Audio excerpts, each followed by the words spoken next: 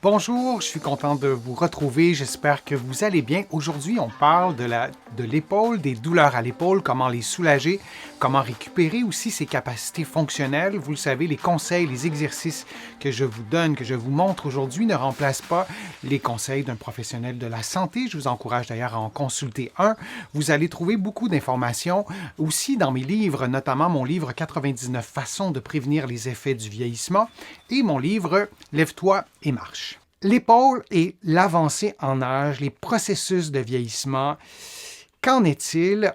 Lorsqu'on parle de processus de vieillissement, on en parle souvent en pensant au genou, en pensant à la hanche, mais l'épaule, c'est une articulation dont on a besoin vraiment beaucoup. Donc, est-ce que l'épaule est touchée par l'avancée en âge, par les processus de vieillissement? C'est le sujet, c'est mon sujet pour les prochaines minutes. Alors, on y va avec des choses vraiment très simples. La musculature de l'épaule, la mobilité de l'épaule. Vous voyez, si on a des processus dégénératifs, on a de la douleur, peut-être que ça sera difficile de faire ça. Mais c'est une illustration, mais ça nous donne une idée et je vous montre cette illustration-là de dos parce qu'on ne le voit pas sur son propre corps. Alors, il y a des muscles qui relient la tête, l'omoplate, le bras, mais jusqu'à la main, le coude. Ce sont des articulations vraiment très, très complexes. Et on a une mobilité aussi complexe. Alors, cette femme, j'ignore son âge, mais elle a de toute évidence, elle n'a pas 20 ans.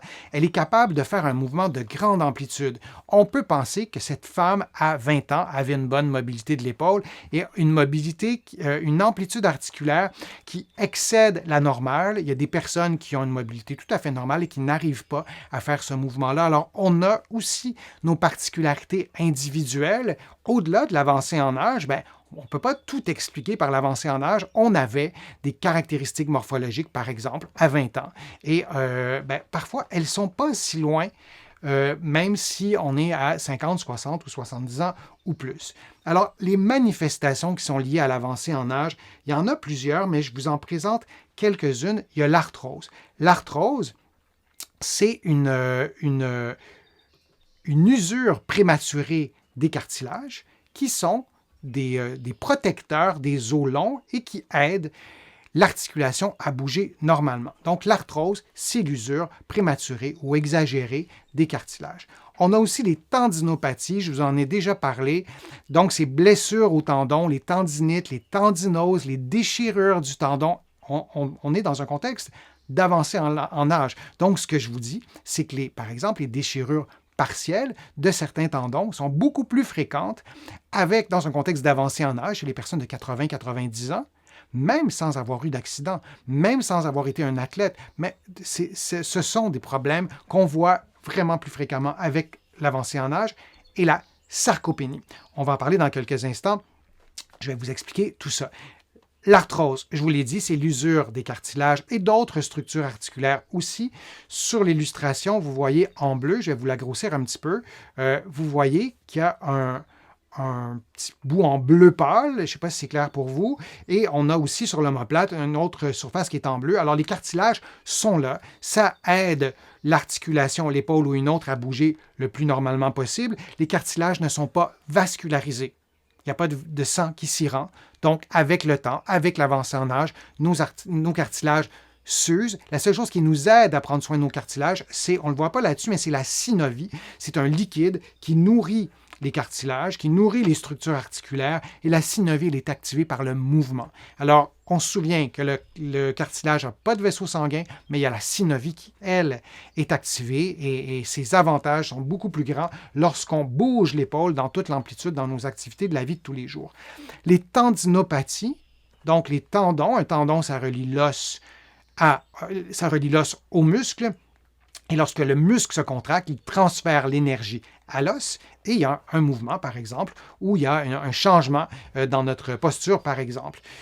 Tendinite, tendinose, processus dégénératif, tendinose, processus inflammatoire, tendinite, déchirure, ça peut être déchirure partielle ou déchirure complète, mais tout ça, c'est beaucoup plus fréquent avec l'avancée en âge. On pense à la tendinite de la coiffe des rotateurs.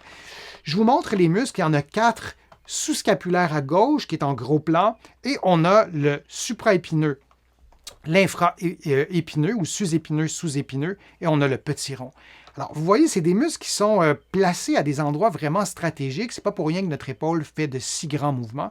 Et quand on a une tendinopathie dans un contexte d'avancée en âge, là, ce qu'on doit se faire dire, c'est pas à votre âge, c'est normal, on en voit plus souvent. Non, on veut savoir quel est ou quels sont, parfois il y en a plus qu'un, le muscle qui est problématique, qui est lié au tendon qui est problématique, et on va établir le plan de traitement selon le muscle qui est problématique.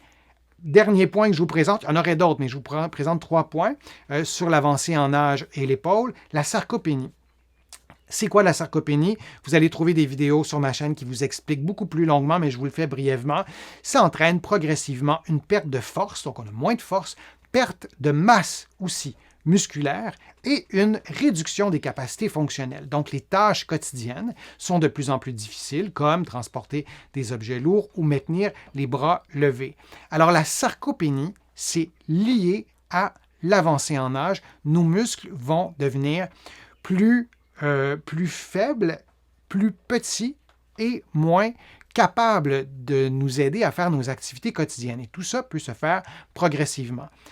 Par contre, si je suis actif, je bouge sans être un athlète, là, mais je prends soin de mes muscles, de mes articulations, et j'ai 95 ans, c'est certain que mes muscles seront plus petits que lorsque j'avais 50 ans ou 20 ans. Ça, c'est la sarcopénie qui l'explique. Dans un contexte hypothétique où je n'aurais même pas changé mes activités physiques, c'est rare, là, entre 20 ans et 90 ans, qu'on ne change pas nos activités, mais disons que je n'aurais pas changé mes activités physiques, mon muscle aurait rapetissé. Par contre, si de 50 ans à 90 ans, je prends une retraite, je deviens très, très sédentaire alors que j'avais un travail physique avant, je prends moins soin de mon alimentation, j'ai un surpoids, une obésité, bon, tout ça se met de la partie, j'aurai davantage de sarcopénie. Alors oui, c'est lié à l'avancée en âge, mais il y a des facteurs exacerbants qui vont amplifier la sarcopénie et on va avoir davantage de conséquences de cette sarcopénie. Et muscle sain à gauche, muscle sarcopénique à droite. Et ce n'est pas irréversible à 100% la sarcopénie. Comme je vous le disais, il y a des facteurs exacerbants. Donc, si je suis beaucoup plus actif, si je fais des exercices pour maintenir ma masse musculaire, on aura des bienfaits sans nier les effets de l'avancée en âge. 3 explications de ces 3 éléments que je vous ai présentés, hein, l'arthrose, les tendinopathies, la sarcopénie. Donc, 3 éléments. Le premier, que vous n'avez peut-être pas entendu parler souvent, j'ai été trop rapidement, attendez une petite seconde, je vais vous ramener ici. Le premier, c'est l'inflammage que j'ai traduit comme ça, je vais vous le montrer en plus gros. En anglais, on parle, je vais vous le dire en anglais, d'inflammation aging. Alors, et là j'ai une petite correction à faire, on a fait une contraction du mot inflammation. J'arrive pas à le corriger, je vais le réécrire au complet. Donnez-moi juste un petit instant. Donc, inflamme, trait d'union, âge, comme ça. OK. Donc, les correcteurs automatiques, c'est pratique, mais pas toujours. Le premier, c'est l'inflammage. C'est peut-être un terme que vous n'avez jamais entendu parler. C'est une traduction libre de ma part du mot inflammaging, qui est un néologisme qu'on utilise de plus en plus, même en recherche scientifique. C'est la contraction du mot aging, donc vieillissement en anglais, et inflammation. Donc, c'est une inflammation de bas grade, une inflammation chronique qui s'installe avec l'avancée en âge. Là aussi, je vous l'explique brièvement. Lorsqu'on avance en âge, on a de plus en plus de cellules sénescentes, c'est-à-dire des cellules qui ne se reproduisent pas, disons de vieilles cellules. Et ces cellules vont finir par être détruites, vont finir par s'auto-détruire, ça crée des déchets, et tout ça, le corps le détecte et envoie le système immunitaire se débarrasser de tout ça. Et encore une fois, pour le dire simplement, ça crée une inflammation de bas niveau chronique. Alors ça, cette inflammation de bas niveau, elle est associée par exemple à l'augmentation du risque de la sarcopénie. Donc l'inflammation qui est associée à l'avancée en âge explique l'arthrose. Il y a des études scientifiques fort intéressantes sur le sujet, entre autres choses. Changement d'activité physique. Avec l'avancée en âge, c'est une caractéristique sociale. On le voit dans la société. Les personnes qui ont 40 ans ont en général pas les mêmes activités qu'à 80. Souvent, on va devenir beaucoup moins actif. La société ne fait peut-être pas beaucoup de choses non plus pour organiser des structures pour nous inciter à bouger davantage. Lorsqu'on place ces personnes âgées dans des centres, dans des établissements où ils sont parqués, là, littéralement, où on leur offre peu de possibilités de bouger chaque jour, par exemple. Donc, pour plein de personnes, l'avancée en âge, et là, on peut comparer par exemple de 40 ans à 80, il y a des changements d'activité physique qui contribuent à l'arthrose, qui contribuent aux tendinopathies, qui contribuent à la sarcopénie. Nos articulations et nos muscles, ce sont des structures qui contribuent au mouvement et de ne plus bouger. Ça peut accentuer les effets de l'avancée en âge. Ça peut accentuer l'inflammation, cette inflammation qui est liée à l'avancée en âge. Et les changements dans l'alimentation, ça aussi, c'est bien démontré par plusieurs études. On va moins bien s'alimenter. Évidemment, on ne peut pas généraliser à tout le monde, mais sur une population, on se rend compte que les tranches d'âge plus élevées n'ont pas la même alimentation que les plus jeunes. Et ça aussi, ça peut avoir un effet sur nos muscles, sur nos articulations, sur la santé de nos tendons. Alors, ça s'explique entre autres par ces trois choses-là. 4 conseils que je veux vous donner. Je pourrais vous en donner beaucoup plus, mais de bouger. Et on parle de l'épaule. Je vous ai souvent parlé de la marche. Donc, quand on marche, on ne bouge pas les épaules tant que ça. Et c'est vraiment intéressant soit de faire des exercices qui stimulent les mouvements de l'épaule, soit de faire des activités, des jeux de ballon, par exemple, de faire... on est heureux lorsqu'on ne fait pas d'entretien ménager, puis parfois on a la chance de pouvoir payer quelqu'un pour le faire, mais dans les activités ménagères, il y a des mouvements de l'épaule vers le haut qui peuvent être bénéfiques. Si c'est notre travail à temps plein, on les surutilise nos épaules, c'est une autre question, mais de ne plus les faire avec l'avancée en âge, c'est parfois pas aidant à long terme. Donc, on veut bouger au-dessus de 90 degrés. Donc, faire des mouvements comme celui-là, je vous l'ai souvent montré, mais au-dessus de 90 degrés. Ça, c'est dans un plan de l'espace et dans un autre plan de l'espace comme ça. Donc, aller au-dessus du 90 degrés, du 360 aussi. Je vais vous montrer une illustration, une photo dans quelques instants pour que ça soit plus clair, mais de renforcer tous les muscles de l'épaule. Il y en a qui sont derrière, il y en a qui sont devant. Et une diversité de mouvements, d'activités. Faites une liste des choses que vous faites avec l'épaule, qui sollicitent votre épaule. Et regardez si vous avez une diversité. Et si vous n'en avez pas, ajoutez quelques éléments. Faire de la natation, par exemple, ça peut être une excellente idée pour avoir une diversité de mouvements. L'alimentation. Bon, je ne suis pas nutritionniste, mais on ne peut pas ne pas en parler. Là aussi, avoir une diversité d'aliments.